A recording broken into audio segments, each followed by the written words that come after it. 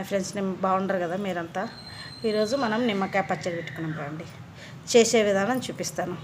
ఇవి పొద్దున్న కడిగి ఆరబెట్టుకున్నాం అనమాట. 25 నిమ్మకాయలు కట్ చేస్తే చూపిద్దాం. లేలే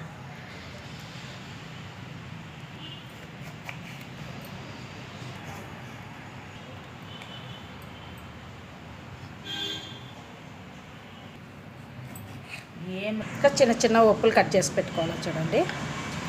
చిన్నగా కొన్ని కొంచెం పెద్దగా కట్ చేసి పెట్టుకున్నాం అనుకో తినడానికి బాగుంటాయి.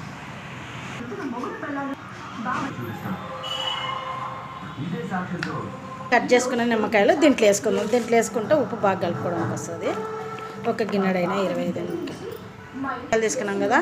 ఒక గ్లాసుడు ఉప్పు వేసుకున్నాం. దీంట్లోకి ఒక గ్లాసుడు ఉప్పు వేసి చేసుకున్నాం చూడండి.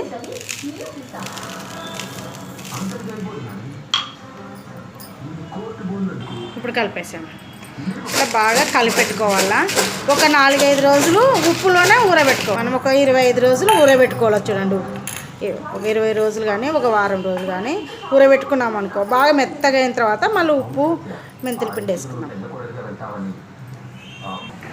మనం ఇది ఎంత బాగా ఊరబెట్టుకున్నాం అనుకో అంత మెత్తగా అవుతుంది అన్నమాట. తర్వాత ఉప్పులోనే బాగా మెత్తగా ఊరబెట్టుకోవాలి.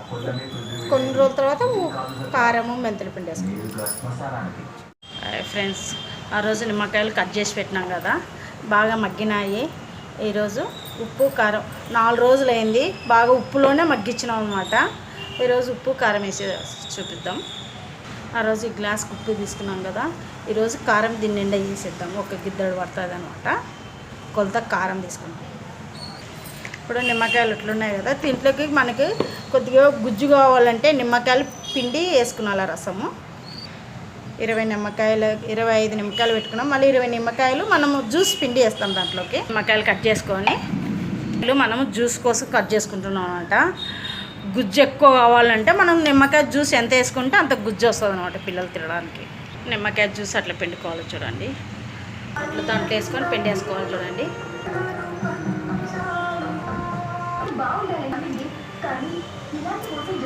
ఇప్పుడు జ్యూసు 20 నిమ్మకాయలకి ఎంత అయింది జ్యూసు దాంట్లోకి వేసేసుకుందాం.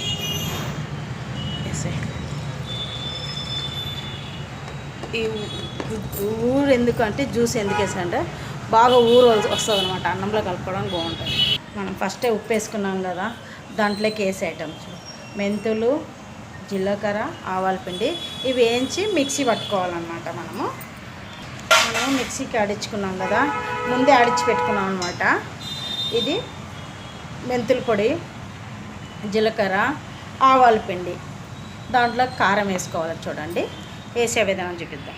ఇప్పుడు కారం వేసుకోవాలి. ఒక గ్లాసు కారం వేసుకోవాలి 25 కాయలకు.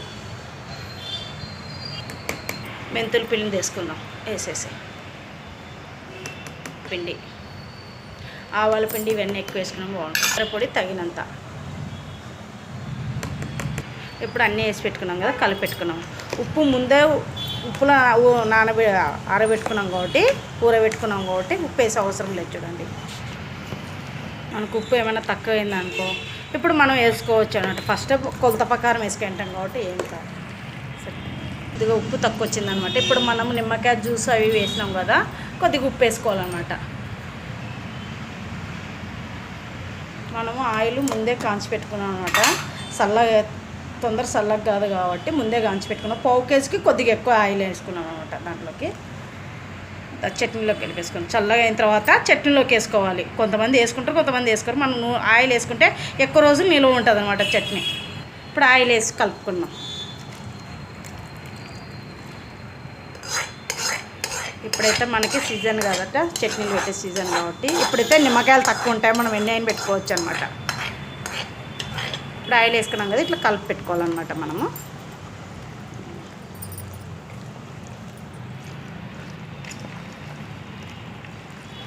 కొంచెం ఆయిల్ బాగా వేసుకున్నాం అనుకో బాగా నిలువ ఉంటుంది పచ్చడి.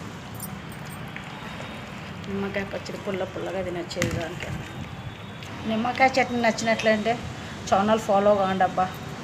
నిమ్మకాయ పచ్చడి చేసే విధానం అయిపోయింది. నిమ్మకాయ పచ్చడి రెడీ అయిపోయింది చూడండి. నిమ్మకాయ నేను కొలతల ప్రకారం చేసి చెప్పినాను. మీరు కొంచెం నచ్చితే పెట్టుకోండి. దాంట్లో నిమ్మకాయ పచ్చడి చేసే విధానం అయిపోయింది.